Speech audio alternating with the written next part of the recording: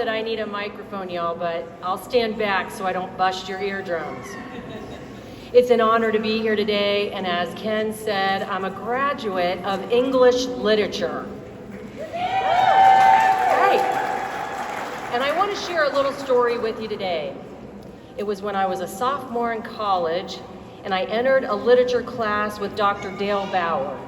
And I can still see her figure in front of the window silhouetted when I had the audacity and the entitlement to ask a question.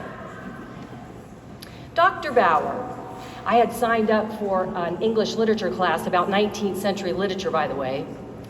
Dr. Bauer, I'm looking at the syllabus, and I notice all these female authors. Had I wanted to sign up for a women's studies class, I would have. I've come a long way, people. And Dr. Bauer unwaveringly said, "What made you think that all 19th century authors were men?" And that started my journey on women's rights and feminist study, and I asked myself, yes, how did I come to think that? Because that's what I was taught. That was the only literature I was given. And so I started to sign up for classes about women's studies and women's lives, and I would come into the cafeteria each day with a stack of books to annoy my friends. Did you know? And it dawned on me at that time, if you can see yourself in literature, it affects your self-esteem and your confidence. I started to see myself and my story everywhere. And I realized at that time the danger it was if you limit literature, even unintentionally, in curriculum, right? And it's essential that we safeguard all voices and all stories. And with that backdrop, I want to read some things that I share with my gender studies class at Boise State. If you want to enroll, be watching. But something really important when we study gender is voice, right? Voice. How you tell your story, how you control it, who controls it, and what narrative is in front of you. Am I right? Yes. And so the first thing we do in gender studies is we start to investigate our own voices and the power of our story. Because that is essential to every person as they go forward in leadership, every student. What is my story? What is my voice? What is my right? And where do I show up, right? So I'm going to first share a few paragraphs, since it's a read-in, from Rebecca Solnit. And she's writing about voice. She says, and the title of this actually, it's a women's studies piece. And the title, is Silence and Powerlessness Go Hand in Hand. Women's voices must be heard. And I would say, she would also say, every voice should be heard, but in particular, she's talking about women at this point. And she says, silence is golden, or I was told when I was young. Later, everything changed. Silence equals death. The queer activists fighting the neglect and repression around AIDS shouted in the streets. Silence is the ocean of the unsaid, the unspeakable, the repressed, the erased, the unheard. It surrounds the scattered islands made up of those allowed to speak of what can be said and who listens. Words bring us together. Silence separates us, leaves us bereft of the help or solidarity or just communion that speech can solicit or elicit. Some species of trees spread root systems underground that interconnect the individual trunks and weave the individual trees into a more stable whole that can't so easily be blown down in the wind. Am I right? Yes. Stories and conversations are like roots. Being unable to tell your story is a living death, and sometimes a literal one. If no one listens when you say your ex-husband's trying to kill you, if no one believes you when you say you're in pain, if no one hears you when you say you need help, or you don't dare say help, if you've been trained not to bother people by saying help, if you're considered to be out of line when you speak up in a meeting, I think I have the record of being gavelled in the Senate, or not admitted into an institution of power, are subject to irrelevant criticisms whose subset text is that women should not be heard, right?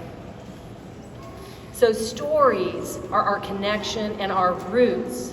Stories connect us and give us strength, and voice is the power that we stand on. And finally, I want to read from somebody who's passed away last year. If you're familiar with Bell Hooks, anyone? Yeah, she's a black queer feminist, very powerful speaker about truth and equality, and she believes in her philosophy that all people, women and men and people who are trans, should unite to dismantle the things, the power and control that limit all our lives, right? That the breadth of human experience can't be crammed into two genders, but many, right? Diversity and inclusion.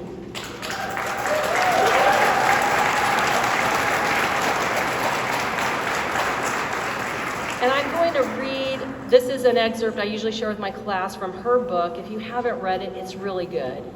It's called Talking Back. Talking Back. And I just want to read two paragraphs because I think they're so powerful.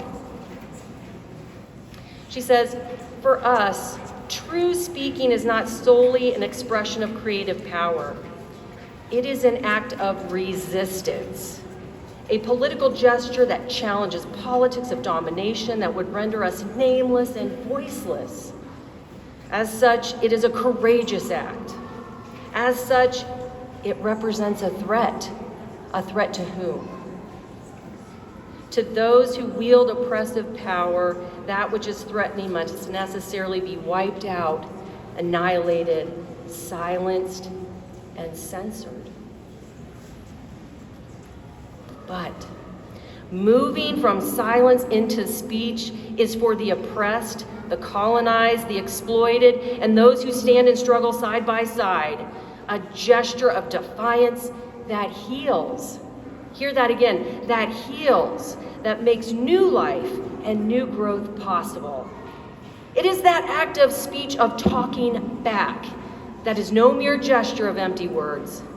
That is the expression of our movement from object to subject, the liberated voice.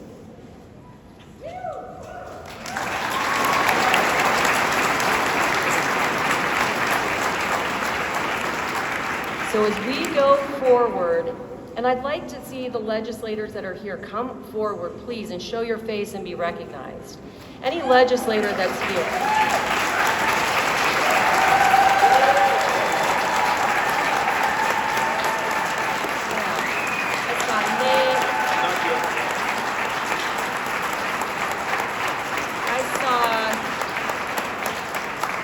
I saw Representative Roberts right here. We've already heard from wonderful Representative McCann. I saw Representative Galaviz somewhere. Yep. Anyone else? The reason I want you to see that is because there are people fighting, regardless of party, for our state. And I can tell you it takes strength and courage for Representative McCann to be on the stage when I'm talking about defeating oppression. Thank you.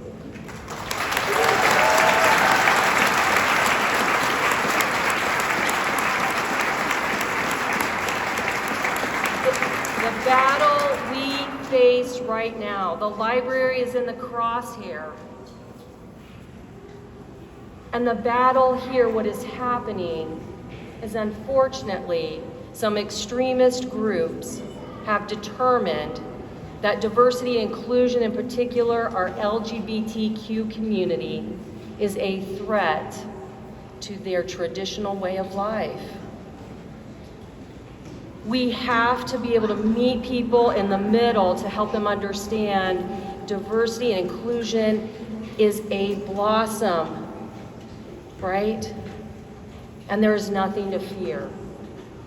And that to silence any voice is oppression and danger for our government. So we government leaders stand with you. We protect our First Amendment as any other amendment that we have as precious. Because if we silence, we've heard, it is death. And we cannot be the frog in the boiling water anymore. We all have to jump out together, lift your voice, talk back, and take your state back.